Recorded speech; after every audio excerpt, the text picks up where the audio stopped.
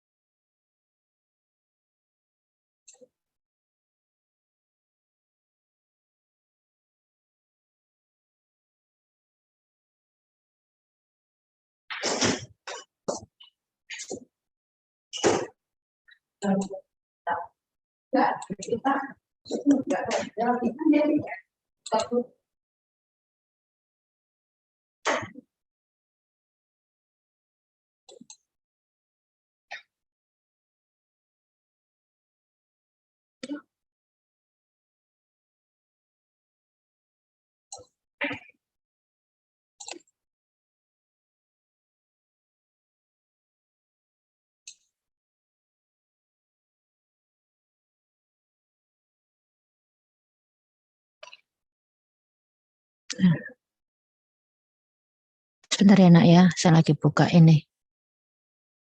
Internetnya sedang tidak bersahabat.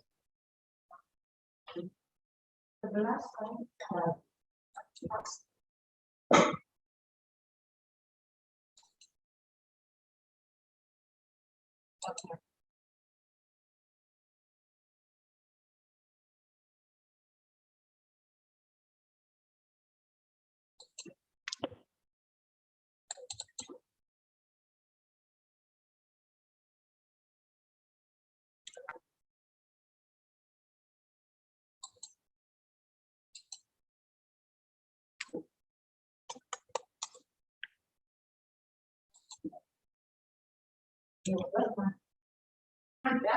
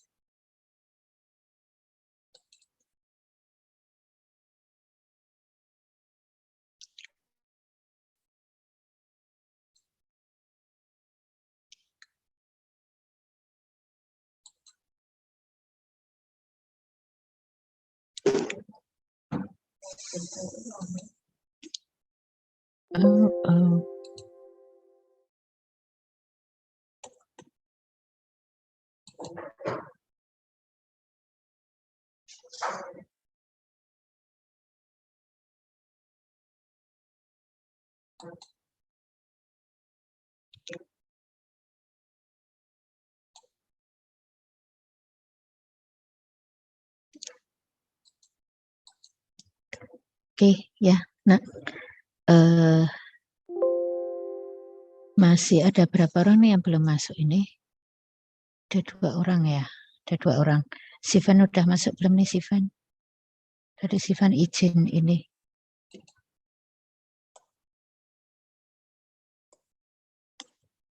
Sivan izin.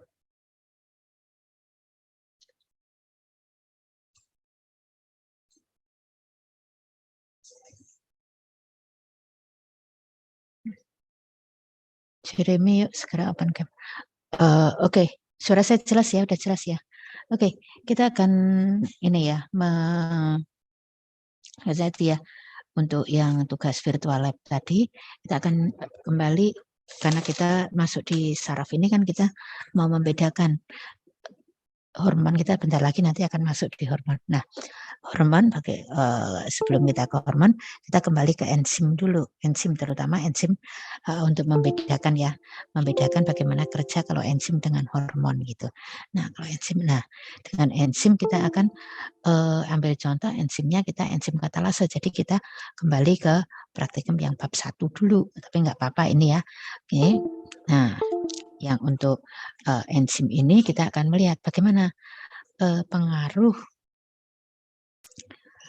pH pada kerja enzim. Ya, kalau dulu kan kalian ini kan ya, apa bahan-bahannya ya, ada hati ayam, ada daging apa, ada jaringan apa gitu ya. Nah, itu ya, itu kan sudah ya, itu sudah. Nah, sekarang kita akan lihat bagaimana kalau pH-nya yang berbeda atau suhunya yang berbeda. Nah, kita akan pakai ini, coba semoga tadi saya lihat ini masih ini ya, membuka di ininya, di linknya. Oke, semoga udah bisa. Oke, ini ya, kalian buka di ini ya, di rumah belajar Kemendikbud. Rumah belajar dulu, kalian buka di sini. Nanti sebelum kali ini, kalian mendaftar dulu akunnya, ya. Mendaftar ini, kalau saya ini kan saya sudah mendaftar ya, ini saya sudah mendaftar.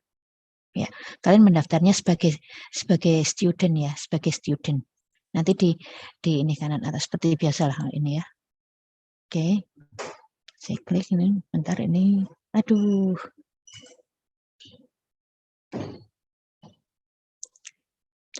Ini kayaknya lagi ini nih internetnya.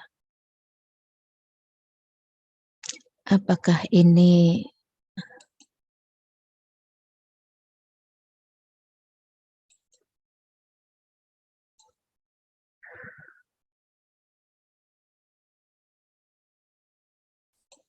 sebentar nih, sebenarnya mungkin harus ditutup berapa.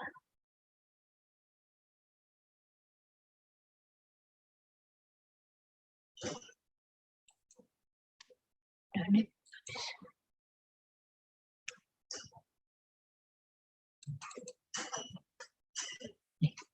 Karena sepertinya ini dari tadi saya buka nih masih kesulitan saya membuka ini ya.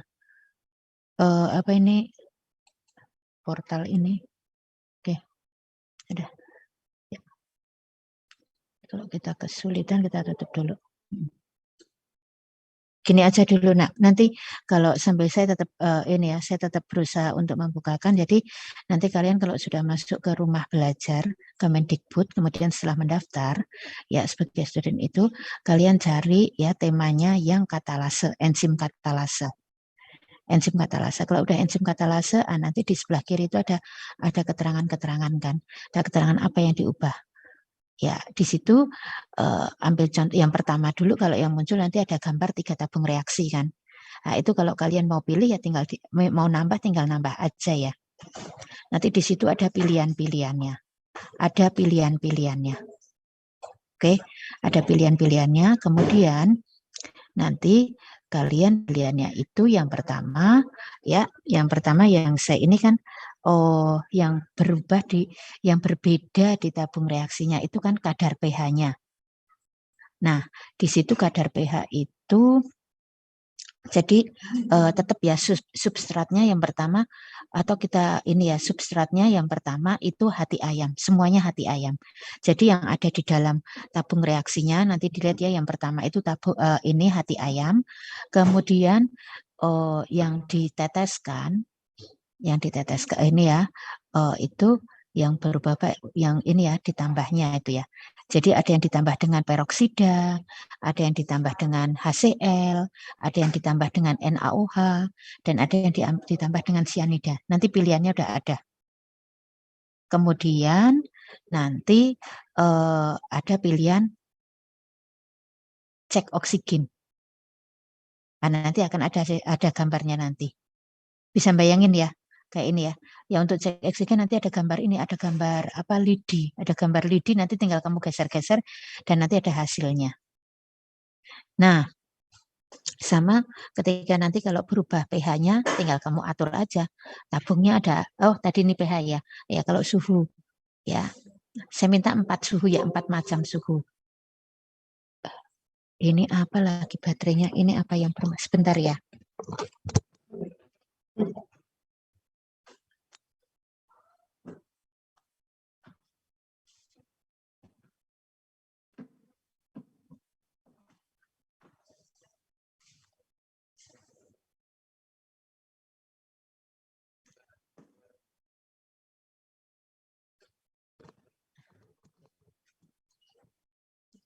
Saya lanjutkan ya. Ketika suhu berbeda ya tinggal kalian ubah aja suhunya. Di situ ada suhunya berubah, kemudian kalau sudah nanti dibuat hasilnya dalam bentuk tabel. Sebentar tabelnya ya. Saya siapkan tabelnya.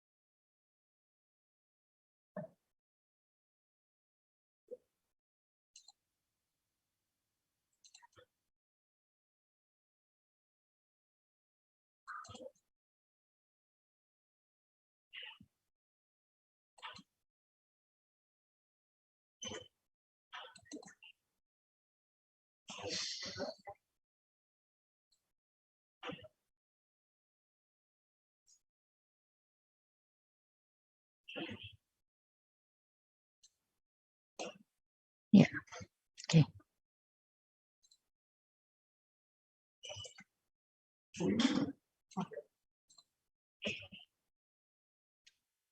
Aduh, ini kok bisa begini? Sebentar ya, Nak ya.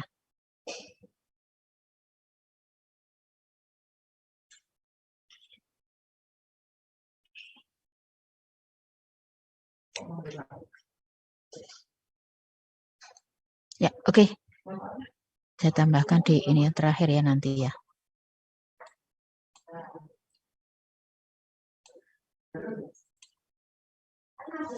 Oke.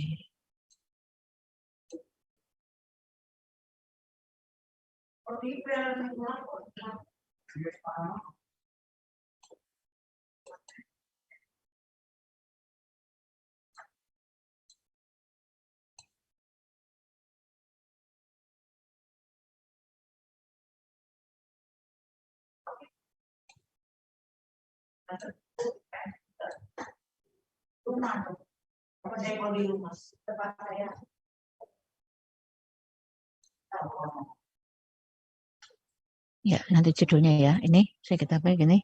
Ini kan nomor ya. Nomor ini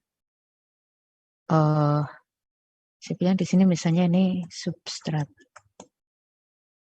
Substratnya apa? Kemudian ini gelembung. Dan di sini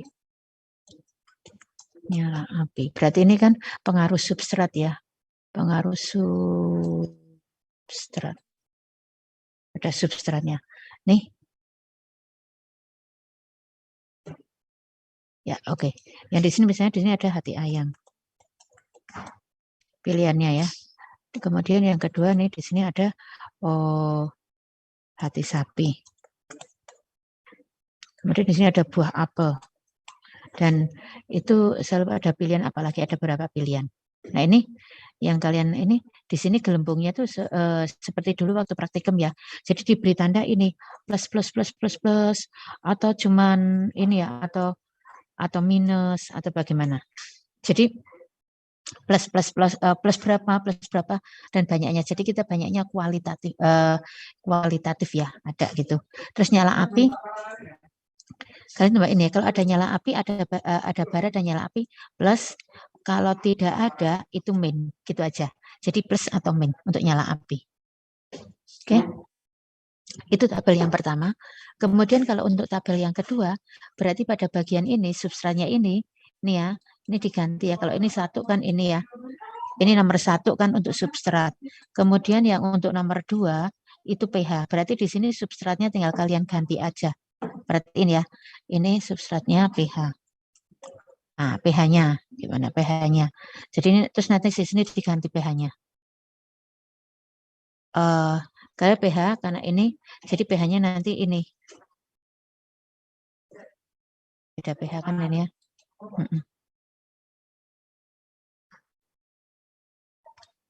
Kalian tulis dulu aja nanti di pH-nya itu apa ini kalian tulis dulu ini ada H2O sorry O2 dulu.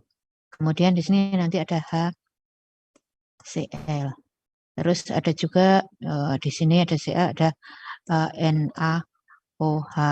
Kemudian ada sianida. Nah, ini juga sama sini. Kan pH-nya. Berarti ini nanti dalam kurung kalian belajar ini pH apa masuk apa. Kita ini aja pH-nya kalian tuliskan aja bukan tidak harus angka ya, tapi kalian tulis aja asam, basa atau garam. Asam, basa atau garam. Itu yang kedua. Oke, sama ya. Kemudian nanti kalau yang ketiga, berarti yang ketiga ini yang di sini kan suhu.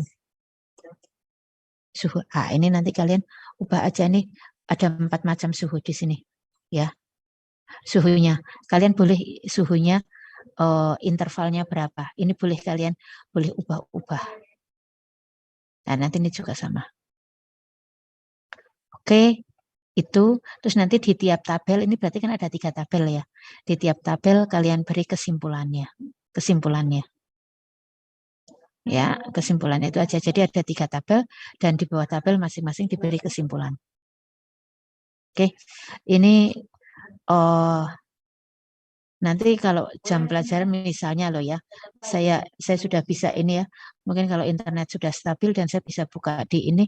Kalau ada yang bingung dengan langkah-langkahnya nanti saya akan screenshot terus saya kirim ke ini ya, ke grup ya untuk yang ini kerjanya. Walaupun saya yakin kalian pasti ini lebih cepat belajarnya, mungkin malah udah ini ya, udah pernah mencoba atau ini kalaupun pernah kalau sudah pernah mencoba bagus ya.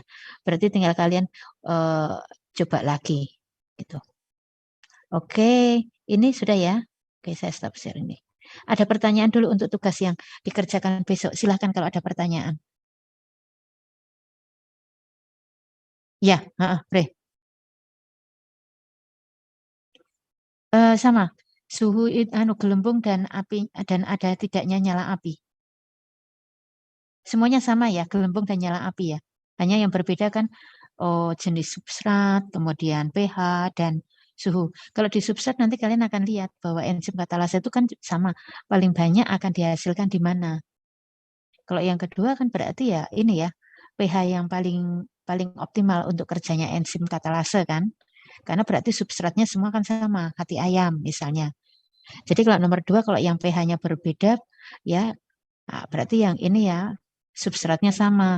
Demikian juga yang suhu, substratnya sama, hati ayam, hanya suhunya berbeda. Sehingga nanti kalian akan tahu suhu yang terbaik.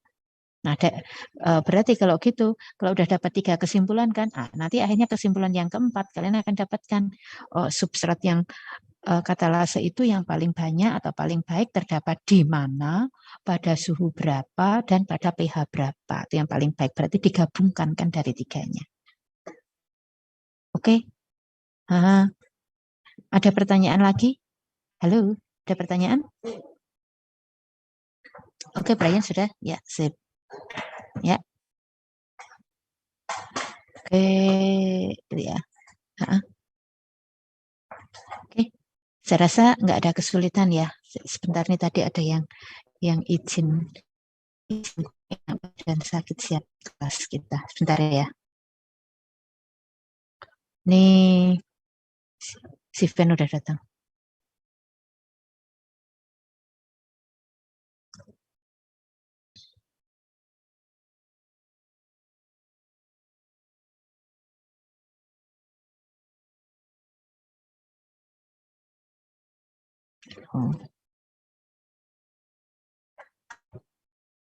Oh, kelas 10.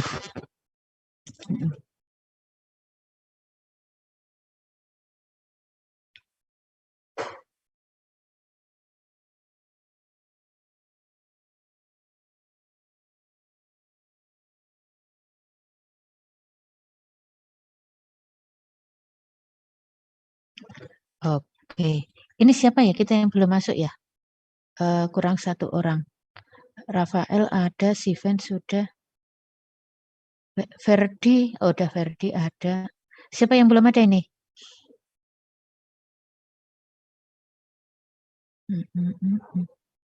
Bre, coba cari Bre, siapa Bre yang belum ada Bre? Siapa nih? Laura ada, Tania, Aiko, ada Andreas, Albert, Andreas ada. Saya sambil ngafalin ini ya, absen kalian ya kan 1. Coba ya benar nggak ya sambil saya ngafalin ya. Saya nggak lihat catatan ya. Ya 1 Aiko, 2 Albert, 3 Andreas ya. B Lia ada. Lia 4. Lia 4 benar nggak Lia? Oh 5. Berarti yang 4 Siven ya. Benar kah? Siven kamu absen 4? Ya. Oke, 5. Yang 6 Betran. 6 Betran. Benar kan? 6 Betran, 7 Brian. 8 Devi. Benar kan ya? 8 Devi, 9 Edsel. Benar Edsel? 9 ya Edsel ya? Oh ya Tio ya. Ya oke 9 Edsel. Ya 10 Verdi. Benar Verdi? 10 Verdi. 11 Raka. 11 Raka, 12 Sana. 13 I enggak ada ya. C 13 C Jonathan dulu. Pasti Jonathan dulu. Iya benar kan? 14 Josephine, Sevin. Oke. 14, 15 Kanaya. Benar Kanaya 15 Kanaya? Oh iya Jeremy 13 Jeremy 16, lupa. Bu. Iya, karena Jeremy belum terhitung. Oke Jeremy ya. Kanaya 16 Kak. Laura 17. Laura 17, KLM Monik 18. Terus nih Samuel 18 ya Samuel ya. Samuel 18, 19 Nikita ya. Prasetyo 20. Benar nggak? Prasetyo 20, absen 20 benar nggak? Nik kamu 19 Nik. 20, Bu. 20. Yang Samuel berapa Samuel? 19. Oh 19, Nikita 20. Ada yang kelewat ya 20. MNOP. Prasetyo berarti 21 ya? Iya, Bu. Prasetyo 21, Rafael 22. Benar Rafael 22 ya? Terus S nggak ada ya S. Tania 22 ya Tania ya? Saya 23, Bu. Nah, dua-duanya siapa? Rafael. Rafael 22 ya? Oh, tapi urutannya benar ya Rafael 23 Tania, kemudian Theo, habis Tania Theo kan? Oke. Terus Vanessa, habis Vanessa Wilson, habis Wilson terakhir ya Sinta. Oke, benar ya? Begitu ya urut-urutannya ya. Angka-angkanya aja yang keliru kan? Urut-urutannya. Ya, gampang kan? Saya ngafalin, tahu nggak caranya ngafalin? Gampang. Pakai abjad kalian. Abjad nama. Nama depan itu kan nama kalian abjadnya ABCD. Tapi kalau ada yang yang sama, Lia sama Steven, Benedikta sama Benediktus ya. Sampai di Benediknya itu kan sama, Benedik. Benediknya kan sama. Cuman kalau Steven kan Benedik, Lia kan masih ada Benedikta, ada tambahan. Berarti kan Steven dulu, baru Lia harusnya. Tadi saya sering kebaliknya antara berdua ini. Betran sama Brian jelas. Kalau kenapa Benedikta dengan Betran kan sama-sama BE. N dengan T kan duluan N hurufnya. Tinggal ngurut-urutin alfabet aja itu ya. Oke, ini. Oke, ya. Sekarang kita akan lanjutkan ya, kalau yang untuk penugasan besok kan udah jelas, kalau udah jelas sekarang kita lanjut ya. Yuk kita buka bukumu halaman 293. Kemarin kan kita udah saraf ya, saraf pusat ya. Sekarang kita yang tepi.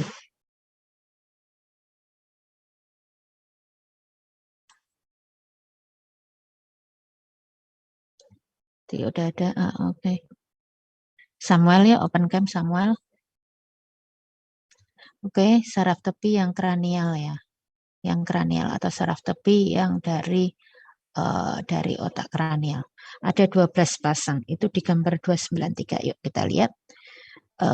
Masing-masing pasangan itu akan ini ya, tentang kerja tersendiri.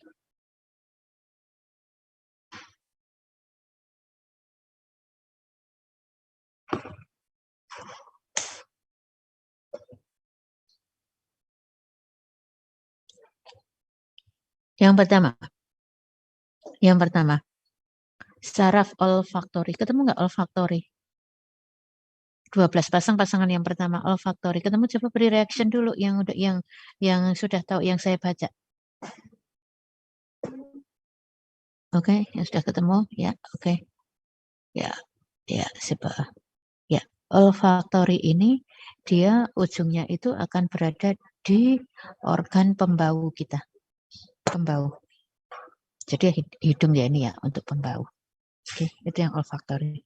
Kemarin udah sampai sini belum ya? Kemarin.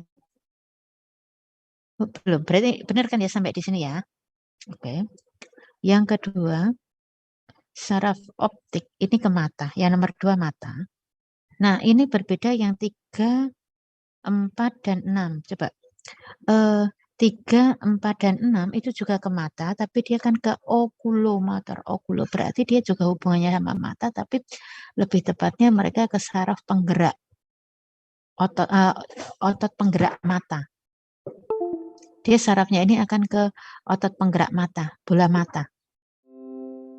Sehingga kita bisa melirik ke kanan, ke kiri bola mata kita. Kita bisa melirik kanan kiri, dan antara bola mata kanan dan kiri itu sinkron gerakannya. Gerakannya sinkron. Ya. Oke, gerakannya sinkron. Ke kanan semua atau ke kiri semua. Itu ya. Jadi itu nomor 2 saraf optik ya, tadi ke mata, yang saraf ke bola mata. Ke mata itu artinya ke bola mata. Kemudian kalau yang okulomotor, troklear, dan abdusen itu ke motorik, yaitu ke sarafnya. Ke saraf di otot yang menggerakkan bola mata. Itu kan ada 3, 4, dan 6. Berarti ada 5 yang belum kan? Ini 5. 5, trigeminal. Saraf trigeminal itu ke wajah kita. Untuk ekspresi wajah kita. Kita tersenyum, kita marah, kita kelihatan sedih, kita bingung, kita cemas. Itu wajah kita itu ekspresinya. Itu ekspresinya ini. Nih ya, trigeminalnya ini. Kemudian trigeminal ini bekerja sama dengan nomor 7 fasial. Fasial. Yang putri-putri, yang perempuan dikenal ya dengan disalin dengan facial gitu ya. Facial itu kan untuk membersihkan wajah. Berarti di saraf fasial juga sama. Untuk ekspresi wajah kita, untuk ekspresi. Jadi kita bisa tersenyum, kita bisa apa gitu ya. Oke. Kalau saraf 2 saraf kita ini trigeminal dan ini facial kita ini normal, berarti kita bisa tersenyum dong. Kita bisa menampakkan ekspresi bermacam-macam. Termasuk kita bisa berkedip, menggerakkan bola mata. Ya, nih. Nah, kalau saraf ini mengalami gangguan, terutama yang nomor 7, yang fasial ya, yang fasial ini kalau dia mengalami gangguan, ini bisa berakibat ini ya, wajah itu akan lumpuh separuh. Kan lumpuh separuh. Misalnya kamu bayangkan ini ya, separuh gini ya, separuh. Gini, separuh ya. Ini, misalnya kita mau tersenyum, nah itu hanya bibir kita yang setengahnya, bisa bibir kanannya tersenyum, yang kirinya nggak bisa. Atau kalau kita hanya berkedip, ya ini mata kita jadi yang bergerak itu hanya separuh aja. Tapi bukan stroke ya, bukan stroke. Karena hanya wajah, organ tubuh yang lain nggak apa-apa, hanya wajahnya aja yang nggak. Nih, ini yang terkenal dengan istilah dia mengalami gangguan yang namanya paralisa. Paralisa. Oke, biasa ya nulisnya ya paralisa, paralisa. Oke, yang paralisa. Nah itu dia agak enggak ini. Nah ini bisa disembuhkan ini bisa penyebabnya bisa macam-macam ya. Saya pernah membaca tuh dulu Gubernur Jateng itu Bapak Rano Karno itu pernah mengalami itu karena terlalu sering wajahnya tuh langsung kesembur AC. Nah, itu, tapi juga bisa karena pengaruh yang lain. Dulu sekali itu kakak kelasku tuh ada yang pernah begitu mengalami ini paralisa. Dia mulai dari masuk ke SMA itu udah ngalami ya, kelas 10 itu. Terus pertengahan kelas 11 dia udah mulai sembuhkan pengobatan terapi terus sembuh. Dan kalau sembuh ya sudah sembuh benar.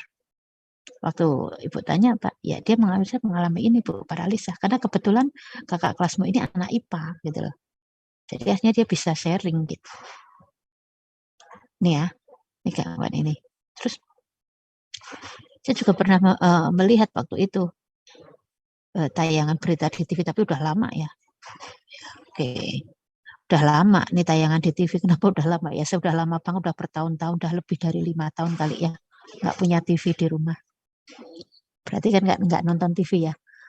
Masa saya kalau mau nonton TV harus ke perempatan jalan ya, TV umum. Oke. Ya, kalian percaya nggak percaya ya? Saya udah lebih dari 5 tahun nggak punya TV.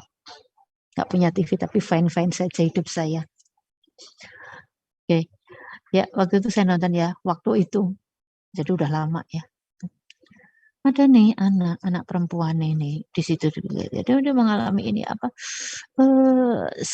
dia apa gangguan ini ya apa saraf fasilnya memang dari lahir itu mengalami gangguan sehingga dia nggak bisa menampakkan ekspresi di wajahnya, datar aja wajahnya datar.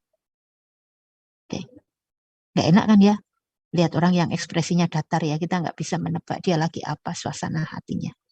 Maka yuk saya ajak kalian ya, saraf kita semua kan normal ya.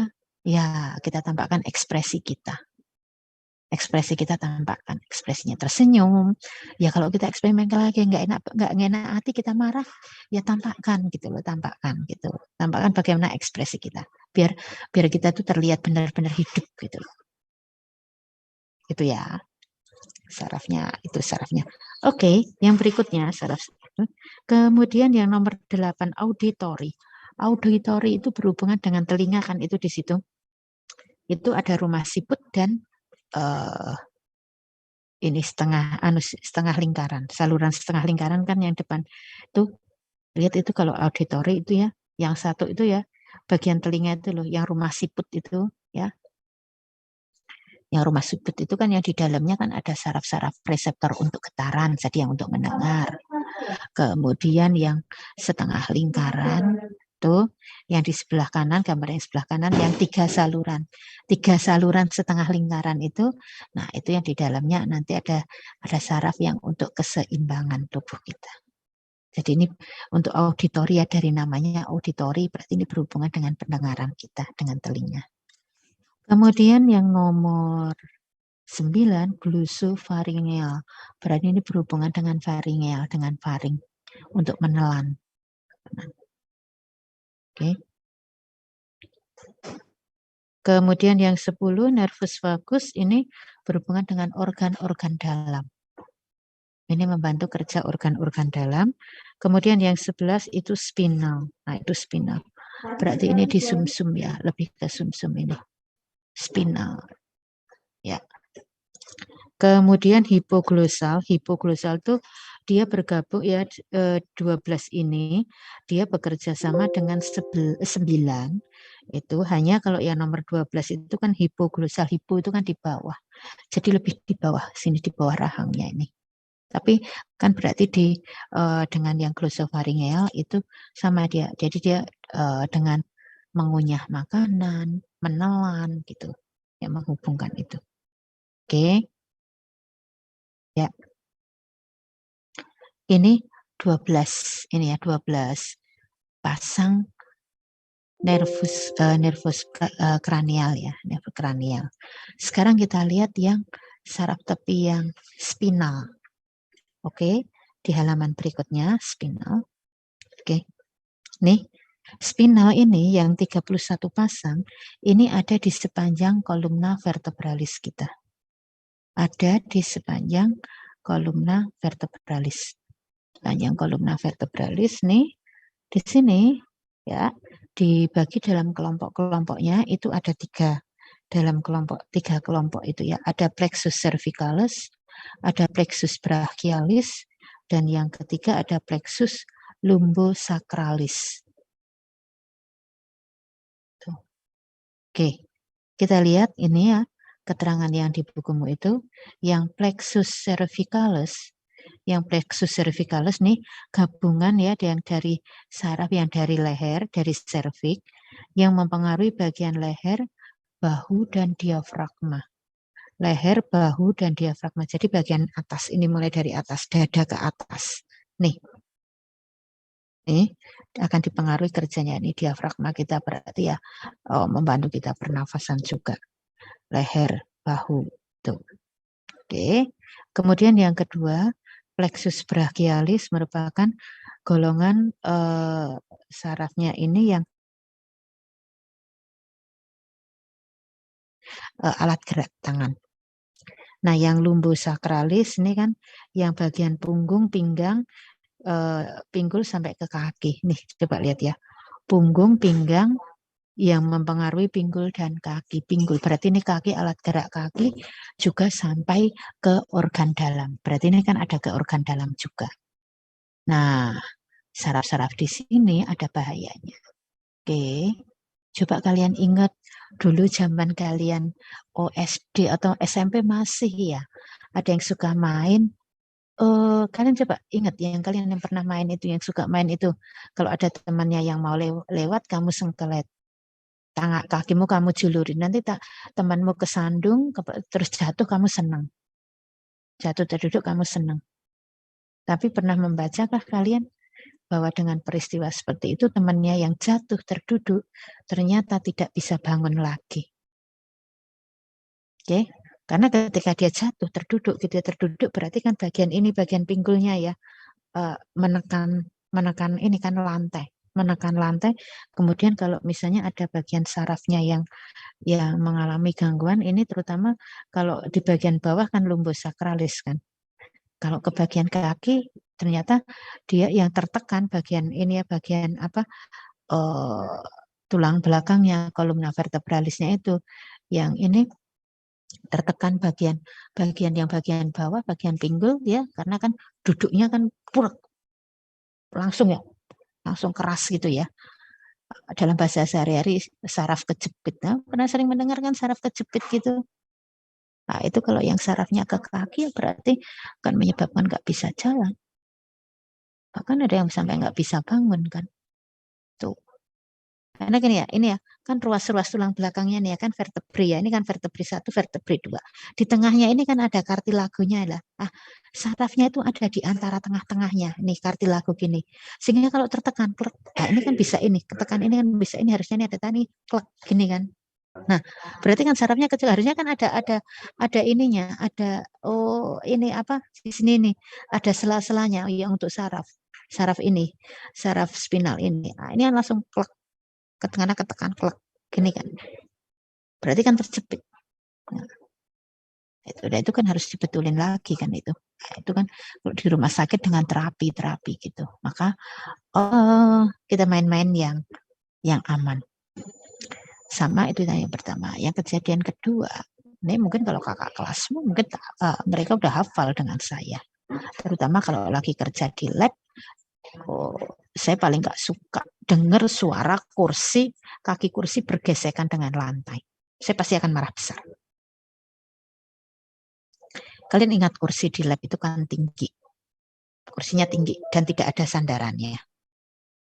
Itu memang lab standarnya harus seperti itu. Karena kursi yang seperti itu kan ringan ya, lebih mudah digeser-geser. Tapi dan posisinya tinggi karena disesuaikan dengan meja tingginya.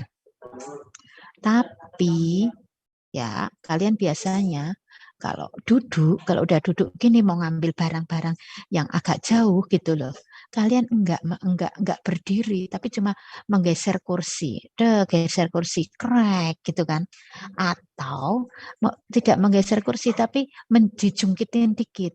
Sehingga kaki kursi hanya bertumpu di 2 atau 3 kaki, padahal harusnya kan 4. Bisa bayangin kan, kalian sering gitu kan.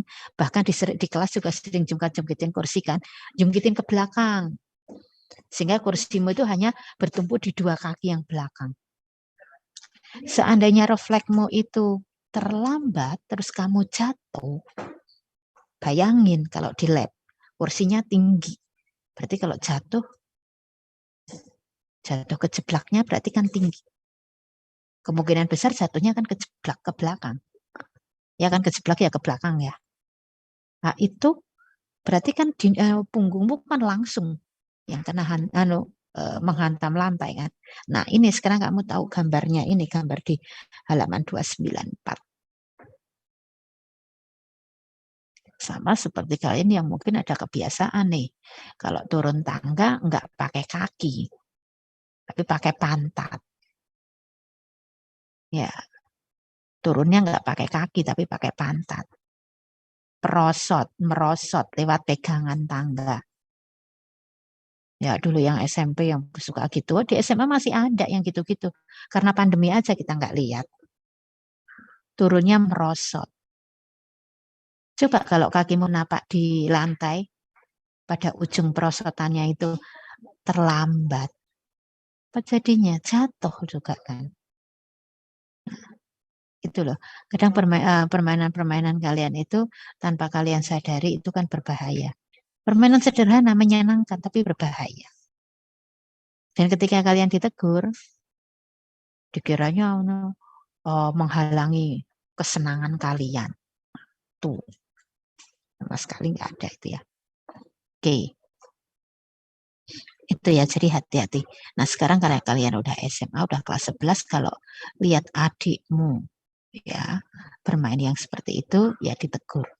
Ya, tegurnya pelan-pelan aja. Dan negurnya nggak usah pakai ini ya. Itu nanti kalau kena sarafmu yang nomor ini, padahal adikmu masih SD. Ya, oke. Ngomongnya yang ini aja, yang smart gitu ya, ngasih tahunya. Tuh, oke, tuh, itu ya, itu yang saraf yang ini saraf tepi. Kemudian kalian ya, ini saraf tepi. Sekarang kemarin kita udah ini ya tentang gerak refleks yang dikomando dari sumsum tulang belakang atau medula spinalis. Oke, gerak refleks. Kemarin Banda sudah mengatakan bahwa gerak refleks itu memang dibutuhkan oleh tubuh kita. Memang dibutuhkan itu. Dan gerak refleks ini adalah gerak yang spontan, otomatis, nggak perlu dipikirkan. Karena kalau dipikirkan justru malah berbahaya bagi kita. Kelamaan. Nah, ini jadi gerak refleks. Nah, gerak refleks itu dibagi menjadi 2. Yaitu gerak refleks yang spontan dan gerak refleks yang dilatih. Spontan dilatih. Spontan contohnya itu kamu pegang gelas panas langsung kamu lepaskan. Nggak usah dilatih ya, nggak usah dilatih cara melepaskan ya, kamu udah spontan bisa. Oke. Nah, yang dilatih itu contohnya kalau dilatih itu gerakan bela diri. Karena bisa bela diri itu ya. Ketika ada apa ya, ada gerakan ini di dekatmu itu ya kan, kamu spontan akan membuat gerakan untuk menghindar, apa itu kan yang bisa dilatih. Bedanya apa? Kalau tidak berlatih bela diri, apakah kita nggak bisa menghindar? Bisa, tetap. Hanya kalau dilatih pasti kita gerakannya lebih terstruktur. Sama seperti ini sih ketika kita rajin berolahraga ya. Bayangan ketika kita rajin berolahraga, badan kita kan lebih lentur apa? Ketika kita terpeleset jatuh, maka secara otomatis tubuh kita kan udah terlatih berolahraga dengan raga kita, badan kita itu kita olah gerakan-gerakan ya, maka ketika kita jatuh, kita terpeleset jatuh gitu ya, itu gerak kita itu sudah terlatih untuk mengikuti apa ya, mengikuti tidak kaku gitu loh, jatuhnya nggak kaku. Sehingga ketika kita benar-benar jatuh, maka akibatnya tidak seberat ketika tubuh kita kaku, jatuhnya dengan kaku. Tuh. Tapi baik yang spontan maupun yang terlatih, gerak ini ya, gerak refleks ini sama-sama untuk melindungi diri kita, Nah, ada satu gerak refleks itu sebenarnya ini karena kebiasaan, berarti karena bisa dikatakan terlatih juga. Dan ini gerak refleks yang bagi saya buruk. Dan kalau kalian misalnya ada yang sudah terlanjur terlatih seperti ini, berarti bisa pelan-pelan hilangkan, yaitu gerak refleks latah. Bayangkan latah. Sering lihat kan orang latah. Kalau dia dikagetin langsung dia ngomong, kadang dia ngomongnya, apalagi kalau ngomong yang nggak sopan. Dia nyebut binatang, atau dia langsung apa gitu loh. Mungkin di antara kalian ada yang refleksnya itu. Kalau misalnya dicubit langsung, aduh, nah itu kan biasa kalau misalnya aduh gitu ya. Kalau mencubit, tapi kalau yang terbiasa, kalau kita cuma aduh, jangan apa gitu ya, gitu biasa nggak apa-apa. Tapi kalau kalian terus latahnya tuh sambil menyebut-nyebut yang kata-kata yang nggak sopan, yang nggak pantas gitu ya. Itu bisa dilatih ya, itu bisa dilatih. Berarti kalian bisa berlatih untuk latah, tapi kalian yang sudah terlanjur latah bisa berlatih untuk dihilangkan. Saya sangat berharap sih kalian nggak ada ya yang punya kebiasaan latah. Tapi pernah lihat kan ya, latah ya, tuh TV orang latah itu. Lagi kalau latahnya tuh ngomongannya nggak bisa di ini ya, nggak bisa di stop kayak ini. Kadang mengganggu ya. Kalau di tempat umum kita sedang misalnya dalam satu pertemuan ada yang latah kayak gitu itu mengganggu. Ya. Kadang-kadang kalau kita mendengar orang latah yang lucu ya cuma sekali aja kan lucunya. Kita mendengar sekali lucu. Kalau udah 2-3 kali ya udah hilang lucunya, maka nggak usah deh latihan latah, berlatih latah itu. Oke ya, gitu ya, bisa dipahami ya. Oke, ya, oke. Nah itu kita masih ada. Lalu kita ini sekarang yang saraf yang tak sadar. Sekarang yang saraf tak sadar itu ada 2, yaitu saraf simpatik dan parasimpatik. Oke. Saraf simpatik dan parasimpatik itu di buku di halaman 295 itu perbedaannya ya antara saraf sadar, saraf tak sadar yang parasimpatik, kemudian saraf yang simpatik. Perbedaannya itu di situ ya, itu di gambarnya itu. Nah, yang akan sekarang kita bahas itu yang saraf simpatik dan parasimpatik. Oke, yang tidak sadar. Kalau ini bedanya, oke, kalau kita lihat mau bedanya sarafnya ini, kita lihat ya di keterangan di atasnya.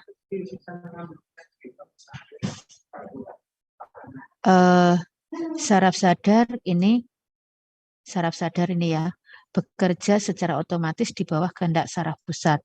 Contoh gerakannya, ada denyut jantung, alat pencernaan ya, gerakan-gerakan pencernaan dan pengeluaran keringat.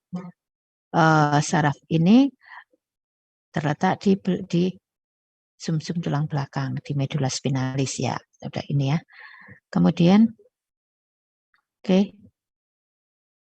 perbedaan simpatik dan parasimpatik terletak pada posisi ganglion atau simpul saraf ganglion. Simpatik memiliki ganglion yang terletak di sepanjang tulang belakang, menempel pada ini. Jadi kan panjang ya.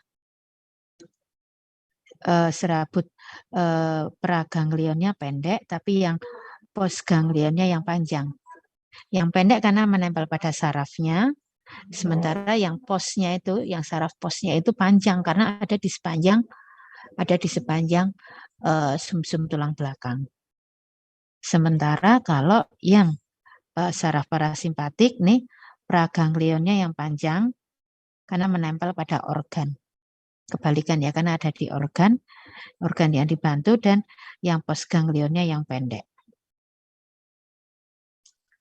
Nih ya, saraf itu hanya panjang pendeknya yang berbeda gitu. Nah, tetapi kerja keduanya, baik simpatik atau parasimpatik, itu kerjanya itu berlawanan. Sehingga kalau mereka berdua bekerja, itu akan memberikan keseimbangan. Berlawanannya gimana? Kita lihat yuk di halaman berikutnya di 29.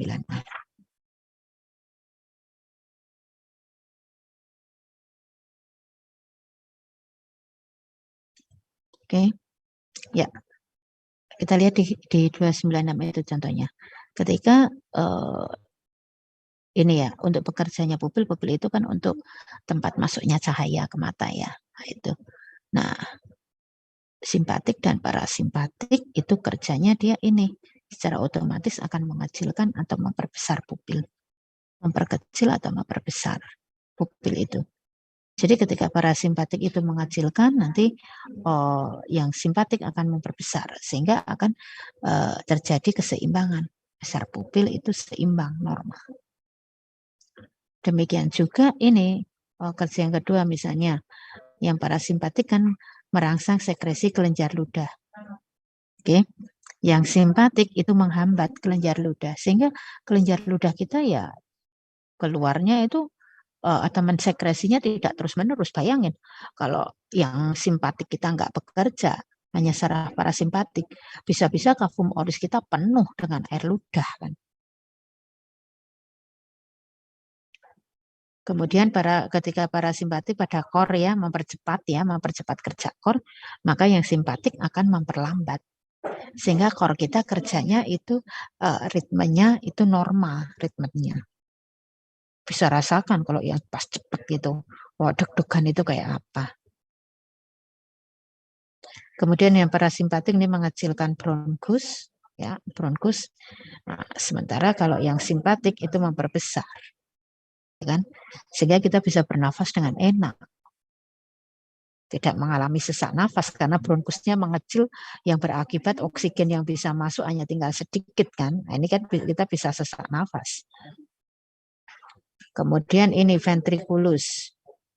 Parasimpatik akan memacu kerja ventriculus supaya dapat segera terjadi pencernaan. Tapi yang parasimpatik, yang simpatik juga akan memperlambat, terutama pada saat di ventriculus kita nggak ada makanan. Selain memperlambat kerjanya, juga memperlambat sekresi asam lambung ya, karena pasti tidak ada makanan. Kemudian pada empedu nih, parasimpatik ini akan merangsang kantong empedu. Tentu saja merangsangnya untuk menghasilkan empedu kan. Nah, yang simpatik juga sama, menghambat. Sehingga empedu yang dihasilkan itu sesuai kebutuhan. Demikian juga ya yang di bawahnya itu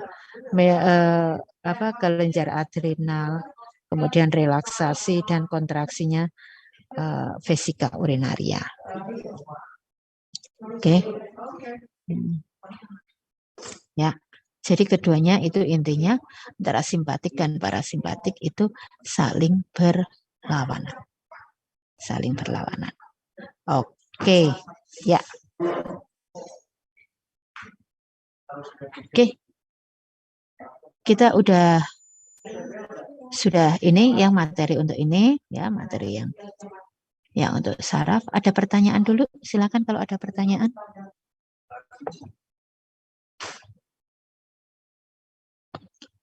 Kalau tidak ada pertanyaan ya, kalian juga bisa ini ya dicatat untuk kita bahas minggu depan. Untuk kita bahas minggu depan yaitu gangguan saraf ya, kalian bisa nyari info dulu, akan kita diskusikan ya, didiskusikan. Yang pertama itu gangguan saraf tuh, yang pertama itu gegar otak. Oke, catat dulu ya, gegar otak. Infonya gegar otak.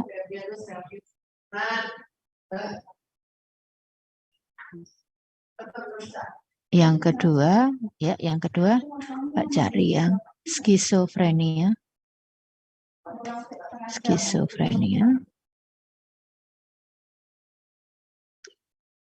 Yang ketiga Alzheimer, pikun, Alzheimer, pikun.